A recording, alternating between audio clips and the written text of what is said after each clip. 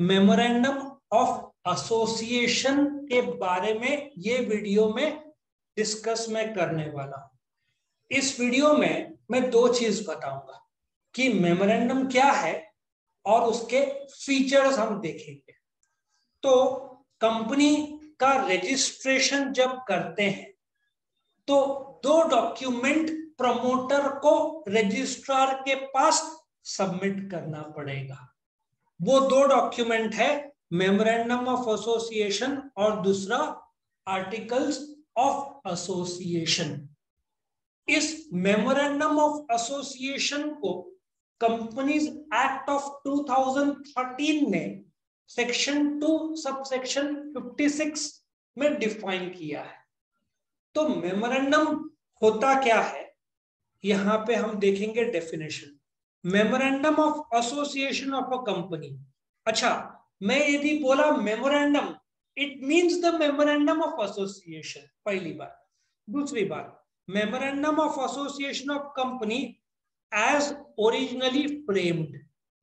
अब मैं तुमको बताता हूं ओरिजिनल फ्रेम क्या होता है और एज ऑल्टर्ड।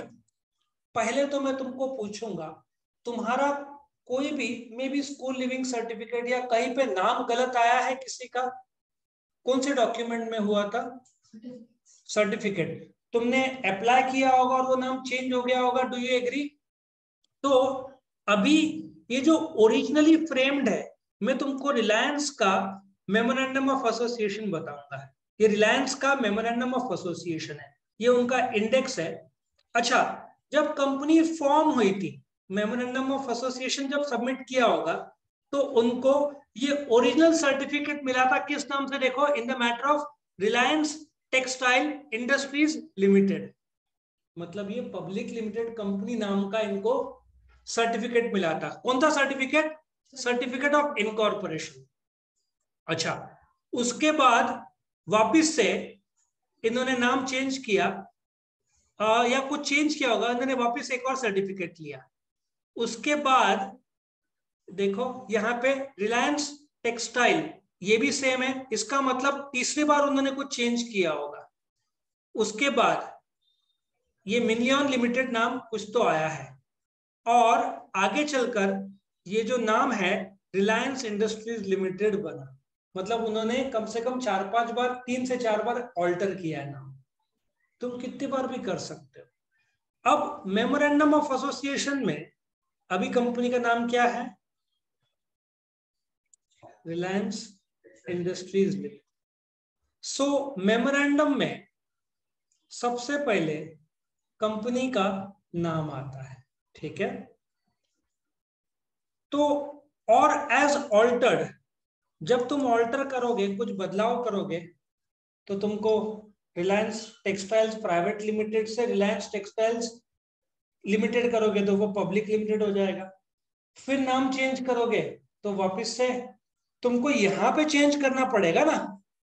ओरिजिनल मेमोरेंडम में उनका क्या नाम रहा होगा? Reliance textiles limited. अब यहाँ पे नाम चेंज किया, मतलब इनको ऑल्टर, इसको ऑल्ट्रेशन बोलते हैं।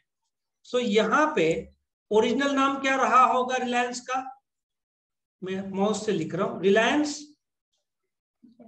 टेक्सटाइल्स लिमिटेड नाम से इन्होंने रजिस्टर करवाया होगा, टेक्सटाइल्स, इस नाम से इनको सर्टिफिकेट मिला होगा।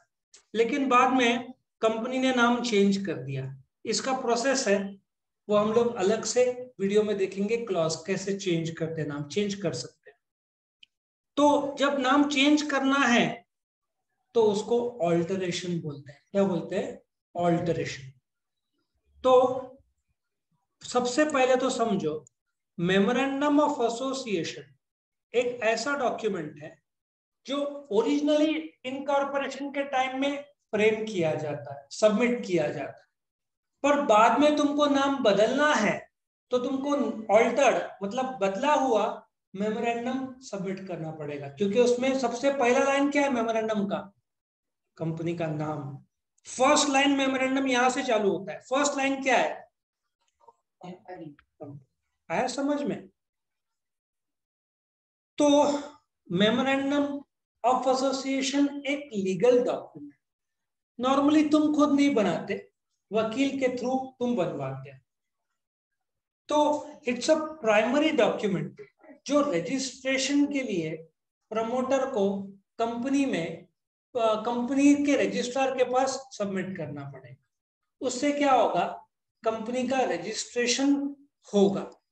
दो में से एक इंपॉर्टेंट डॉक्यूमेंट कौन सा है, मेमोरेंडम ऑफ एसोसिएशन, दूसरा कौन सा है, articles of association. Memorandum of association का ये कंपनीज एक्ट 2013 का सेक्शन है। कंपनीज एक्ट 1956 में सेक्शन 2 सब सेक्शन 28। अभी इसमें आते लॉर्ड केन्स की memorandum of association companies it's charter. Charter मतलब कंपनी का नाम, पता। यहां पे देखो the registered office of the company कहां पे है सिचुएटेड, तुमको बस स्टेट बोलना है। इसका इनकॉर्पोरेशन में एड्रेस भी आ जाता है, लेकिन कहां पे, स्टेट ऑफ महाराष्ट्र। लेकिन महाराष्ट्र में किधर, if you want to go detail deeper, Mumbai में, ठीक है। उसके बाद let us understand the features of memorandum of association. ये कौन सा डॉक्यूमेंट है, प्राइमरी, क्योंकि इसमें कंपनी का नाम आता है, रजिस्टर्ड ऑफिस आता है, और सबसे इंपॉर्टेंट कंपनी किसके लिए शुरू हुई है। कंपनी मेन ऑब्जेक्ट क्या है कंपनी का, देखो dealers, agents, fibres, manmade fibres, ये सब अलग अलग काम, नायलॉन 6 जो करती है ना, पेट्रोकेमिकल का काम है ना, तो ये सब जो उनका मेन काम है बनाने का। यहाँ पे देखो फिनॉल, सिंथेटिक रबर, सब इन्होंने नाम दिया है। अच्छा, कंपनी ने जो ये दिया है, इसके अलावा यहाँ पे कार लिखा है, रिलायंस कार बनाता है, नहीं। ये जो ऑब्जेक्ट क्लॉज में जो दिया है, कंपनी वही काम कर सकती है, उसके अलावा दूसरा काम नहीं कर सकती। करना है तो इसमें बदलाव करना। तो ये प्राइमरी डॉक्यूमेंट है। It describes and regulates the relationship between the company and outsiders. हम जो रिलायंस का मेमोरेंडम देख रहे हैं, ये पब्लिक डॉक्यूमेंट है। बाहर के लोग जब कंपनी से डील करना चाहेंगे, तो यदि तुमको लगता है कि कंपनी जो डील कर रही है, क्या वो प्रोडक्ट उनके ऑब्जेक्ट क्लॉज के दायरे में है, क्योंकि रिलायंस कार तो नहीं बेच सकता, मैन्युफैक्चर कर सकता, यहाँ पे कार कहाँ लिखा। तो यदि तुम्हारा प्रोडक्ट में भी ऑर्थोजाइलिन है, तो यस है, तो तुम सेफ हो, तुम डील कर सकते हो। एनी एक्टिविटी मेमोरेंडम के दायरे के बाहर किया रिलायंस ने, ये जो मेन ऑब्जेक्ट्स है ना, देखो पूरा लिस्ट दिया है इन्होंने अपना, मेन ऑब्जेक्ट्स और other objects. Example, selling steel main object, other object selling scrap, बराबर है, होता ही, धंधे में स्क्रैप भी निकलता है। इसके बाहर कंपनी ने कुछ भी एक्टिविटी किया, तो कायदे से उसको अल्ट्रा वायरस बोलते हैं, means outside the scope of memorandum and therefore illegal, और डायरेक्टर्स पर्सनली रिस्पॉन्सिबल होंगे वो ट्रांजैक्शन। मेमोरेंडम के दायरे के बाहर तुम एक्टिविटी नहीं कर सकते। इसलिए तुमको रिलायंस से डील करना है और जानना है क्या तुम्हारा एक्टिविटी मेमोरेंडम के दायरे में है, तो तुम देखो तुम्हारा प्रोडक्ट या सिमिलर टाइप का प्रोडक्ट इसमें मेंशन है। तुम कोई भी कंपनी से डील करना चाहते हो, वो ट्रांजैक्शन, वो वस्तु लीगल है कि नहीं जानने के लिए उसका मेमोरेंडम देख लो। पब्लिक डॉक्यूमेंट है वो, कोई छुपा हुआ नहीं है, तुम देख लो, और दिखता है दायरे में तो करो, लगता है दायरे के बाहर है तो मत करो। क्योंकि तुमने कर दिया तो गलती तुम्हारी मानी जाएगी, क्योंकि इट इज एक्सपेक्टेड कि तुम चेक करोगे मेमोरेंडम कंपनी के डीलिंग से पहला, ऐसा एज्यूम्ड है। अब सीधी बात है, तुमने ट्रिपल सीट चलाया गाड़ी में और पकड़े गए, और बाद में बोला रूल तो मालूम ही नहीं था, बहुत लोग बोलते पता ही नहीं था। कायदा बोलता है ignorance of law is no excuse. वो बोलेगा लॉ नहीं मालूम वो तुम्हारी गलती, लॉ तुमको नहीं मालूम वो तुम्हारी गलती, तुमको फाइन भरना पड़ेगा। तुम मना नहीं कर सकते कि नहीं पता था, बोलेगा ठीक है अब पता चला ना, फाइन भर। तुम लॉ नहीं पता था उससे बच नहीं सकते, तुमको भरना ही पड़ेगा फाइन। तो आई होप यू अंडरस्टैंड कि मेमोरेंडम कंपनी और आउटसाइडर्स तुम कोई भी कंपनी से डील करना चाहते हो तो उसका मेमोरेंडम देख सकते हो कि क्या एक्टिविटी दायरे में है। हर एक कंपनी को मेमोरेंडम इनकॉर्पोरेशन के टाइम में तो बनाना ही पड़ेगा and submit it along with application for incorporation. किसको सबमिट होगा ये? Sorry, ROC. कौन सबमिट करेगा? प्रमोटर। किसको सबमिट करेगा? Register of companies. तुम ई मेमोरेंडम सबमिट करो। ई मतलब इलेक्ट्रॉनिक। फिजिकल कॉपीज पहले लगता था, अभी इलेक्ट्रॉनिक सबमिट करो, कोई प्रॉब्लम नहीं। It is prepared by the promoters. कितने लोग साइन करेंगे? ओपीसी में कितने लोग? एक। प्राइवेट लिमिटेड में कितने लोग? दो। पब्लिक में? अब मैं बोल रहा हूं ये तो थियोरेटिकल है, इसका लाइव प्रैक्टिकल प्रूफ भी हम तुमको दिखाते हैं। अभी ये कंपनी, पहले तो बताओ कंपनी कौन सी है ये देखकर। शाबाश, पब्लिक लिमिटेड है। ठीक है, पब्लिक में मिनिमम कितने लोग चाहिए? इसका मतलब 7 सिग्नेचर कंपलसरी होगा, उससे कम इनवैलिड एंड इलीगल। तो अपन ढूंढते हैं कहां पे रहेगा 7 सिग्नेचर्स। एसोसिएशन क्लॉज है, ये रहा। 7 लोग आ गए। 1 2 3 4 5 6 7 लोग आ गए। और उन लोगों ने जो शेयर्स लिए हैं और उनके सिग्नेचर आ जाएंगे। और एक विटनेस नीचे। कहाँ गया विटनेस भाई साहब? इधर ही होगा विटनेस। विटनेस का नाम इधर नीचे होना चाहिए, ये साइड। इधर विटनेस का 7+1 एक विटनेस आए। टोटल 8 जन, लेकिन कितने लोग चाहिए? कम से कम 7। ये 7 लोग का इधर सिग्नेचर है। ये डेमो कॉपी होगा, इसलिए इधर ओरिजिनल नहीं दिया। ये 7 सिग्नेचर्स के बिना सबमिट होगा ही नहीं, ऑथेंटिकेट करना पड़ेगा तुमको। आया समझ में? 7। प्राइवेट लिमिटेड होता तो कितने लोग होते हैं? 2। अच्छा, ये जो सब्सक्राइबर्स है इसमें तुम नोट करो, मुकेश अंबानी का नाम है ही नहीं। क्यों? उसने नहीं साइन किया। बट कितने शेयर है देखो, 500 शेयर है। और रिलायंस के कितने शेयर्स है? सोचो कितना शेयर है। करीबन कितना दिख रहा है? 30 लाख। 30 लाख में उन सबको 500 शेयर दे दिया, इन लोगों ने 7 ने कर दिया। और मुकेश अंबानी ने करीबन 30 लाख में से 15 लाख शेयर्स अलग से खरीद लिए होंगे। जरूरी नहीं ना वो, यदि रिलायंस में 32 लाख शेयर होल्डर है, मेमोरेंडम में सारे थोड़ी साइन करेंगे। ये तो रजिस्ट्रेशन के टाइम सबमिशन ऑफ डॉक्यूमेंट है।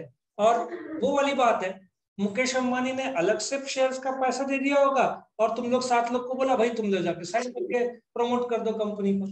क्या फर्क पड़ता है? कितने शेयर दिए? 500 ना। कंपनीज एक्ट के कायदे तो पूरे हो गए ना। 100 शेयर दिए तो कंपनीज एक्ट के रिक्वायरमेंट 7 लोग के पूरे हुए, तो रजिस्ट्रेशन का तैयारी उसने पूरा कर लिया। ठीक है, तो इन सबके नाम, सिग्नेचर और एक विटनेस लगता है। अच्छा, विटनेस 7 में से एक नहीं होना चाहिए, वो अलग 8वां होना चाहिए। ठीक है, okay. Each subscriber must take at least 1 share. यहां पे उन्होंने क्या किया है, 1 मिनिमम चाहिए, 100 और 500।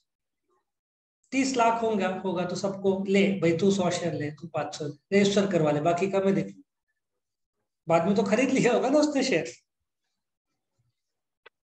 आगे, इट कंटेन्स 1 2 3 4 5 6। कितने क्लॉज है? 6 क्लॉज है। Name clause, registered office clause, object clause, liability clause, capital clause, association clause. ये ऐसे 6 क्लॉज होता है मेमोरेंडम ऑफ एसोसिएशन। और यदि तुमने ताकत से स्टडी किया तो it will be name, registered object, liability, capital, ऐसे तुम्हारे इसमें से निकलना चाहिए।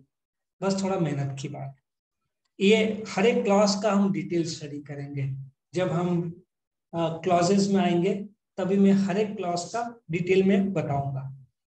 As it defines the nature and character of the company, it is not easy to alter the clause. आज मन किया तुमने नाम चेंज करना, भाई चेंज कर सकते हो, बट लीगल प्रक्रिया है उसका। पहले तो शेयर होल्डर्स का मीटिंग बुलाओ, पहले तो डायरेक्टर्स मीटिंग बुलाओ, वहां पे अप्रूव करो, फिर शेयर होल्डर्स का मीटिंग बुलाओ। कुछ जगह पे तुमको रजिस्ट्रार को भी या गवर्नमेंट से परमिशन लेना पड़ेगा। तुमने शेयर कैपिटल कम किया, इतना आसान नहीं। सो इसको बदलना आसान नहीं है, प्रक्रिया बहुत डीप है। ठीक है, क्योंकि हर कोई बार बार नाम बदलेगा तो पब्लिक में आइडेंटिटी क्राइसिस हो जाएगा कि एक्चुअली कंपनी है कौन सा, ठीक है ना। तो आगे बढ़ते हैं। It cannot contain anything contrary to the provisions of companies act. अच्छा, कंपनीज एक्ट पब्लिक लिमिटेड के लिए कितने लोग बोलता है? 7 लोग। तो ये लोग ऐसे नहीं बोल सकते हमारा पब्लिक है बट हम 6 जन साइन करेंगे। कंपनीज एक्ट को तुम बाईपास नहीं कर सकते। जो कायदा कंपनीज एक्ट का है उसके दायरे में बनाना पड़ेगा। 7 लोग है ना, मिनिमम 7 चाहिए। तो उन्होंने ये कायदा पूरा किया। देखो 8वां नहीं है, 7 चाहिए ना, 7 पूरा कर दिया, कायदा तो पूरा कर दिया ना। Okay, any act done by the company will be ultra vires. मैंने ऑलरेडी बता दिया है।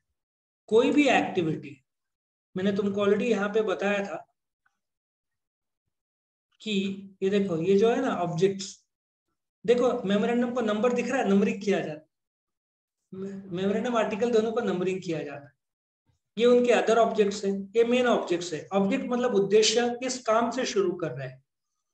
यदि मैंने ऑलरेडी बोला है, ये जो लिखा हुआ है ना इधर, अलग अलग जो है ऑब्जेक्ट्स, मेन ऑब्जेक्ट्स के दायरे के बाहर कुछ भी काम हो वो इलीगल माना जाएगा। अल्ट्रा वायरस मतलब मेमोरेंडम के स्कोप के बाहर, उनको हर एक्टिविटी मेमोरेंडम के दायरे के अंदर रखना होगा। उसके बाहर all the activities are illegal. ये पब्लिक डॉक्यूमेंट है, तुम्हारे सामने हमने डाउनलोड किया है, इसमें कोई सीक्रेट नहीं है, पब्लिक डॉक्यूमेंट। और इसमें फॉर्म दिया हुआ है ABCD और E, किसको क्या सबमिट करना है।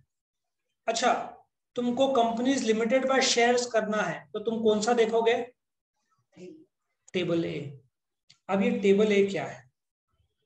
कंपनीज एक्ट 2013 का जो गवर्नमेंट का बुक है उसको टेक्निकल भाषा में क्या बोलते हैं?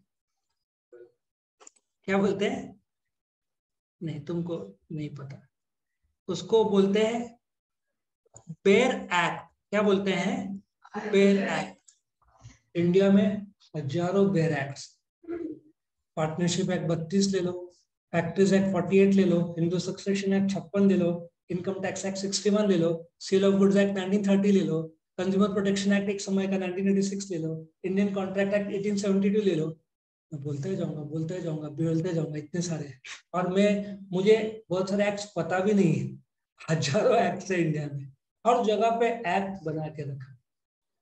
तो उस बेयर एक्ट जो है कायदे का, जो यदि हम ऑथर है तो हम क्या करते हैं, गवर्नमेंट के बेयर एक्ट को इजी लैंग्वेज में बुक बनाते हैं। समझ में आ रहा है? क्योंकि एक्ट में लीगल भाषा है, लीगल भाषा आम इंसान को समझता नहीं है। सो हमारा इंटरप्रिटेशन बुक फॉर्म में आ जाता यदि बुक लिखा तो, क्योंकि लॉ का लैंग्वेज थोड़ा डीप रहता है, ठीक है। लेकिन ये जो कंपनीज एक्ट के अंत में कुछ फॉर्म्स दिए हुए हैं, उस कंपनीज एक्ट के अंत में कुछ शेड्यूल्स दिया है। डिप्रिसिएशन तुमको एक चैप्टर 11 में, उसके परसेंटेजेस अलग है। फिर उसमें रजिस्ट्रेशन के टाइम में तुमको कौन सा टेबल ए यूज करना है यदि तुमको अप्लाई करना है कंपनी लिमिटेड बाय शेयर्स। तुम वो कॉपी तो नहीं करोगे बट वो फॉर्मेट यूज करोगे। और यदि तुम्हारा company limited by guarantee and not having share capital to table B, मतलब वो वाली बात है, तुम्हारे 6 क्लासरूम्स हैं, तुम कौन से क्लासरूम में जाओगे? एक जगह मैथ्स, एक जगह एसपी। भाई तुम्हारा एसपी है, तुम कौन से क्लासरूम में जाओगे? एसपी के। सो डिपेंड करता है तुम्हारा कौन सा टाइप ऑफ कंपनी है, अकॉर्डिंगली तुम डिसाइड करोगे। Limited by guarantee and not, सिर्फ 12 लाख कंपनीज है, ठीक है। तो उसके लिए जो प्रकार है अलग अलग, उसके टेबल ABCD के हिसाब से तुम्हारा जहां पे फिट होता है वो टेबल ए अडॉप्ट करके मेमोरेंडम में बना के तुम लेके। बट तुमको वैसा का वैसा कॉपी नहीं कर पाओगे। क्यों? क्योंकि उस टेबल ए या बी या CDE में तुम्हारे कंपनी का नाम थोड़ी लिखा हुआ रहेगा, वो तो तुमको लिखना है ना। वो तो सिर्फ लिखा रहेगा, नंबर 1 में कंपनी का नाम डालो, नंबर 2 में ये लिखो, ऐसा सब लिखा हुआ रहेगा, करेक्ट। सो ये था meaning and features of memorandum of association.